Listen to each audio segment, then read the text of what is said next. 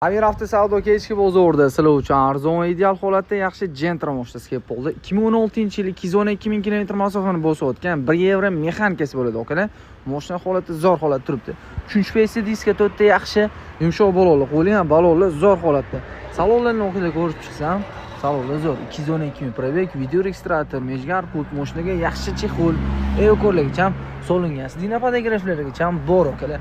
Texnik tomonlama hech qanaqa muammolar yo'q, optros stoplar qo'yilgan, motor, korobka, hadovo qismlarida hech qanaqa muammolar yo'q ekan. Mashina xullas zo'r holatda turibdi. Kraskasiga keladigan bo'lsa, mana shu oldi eshigida orqa krilosida kraskasi bor ekan.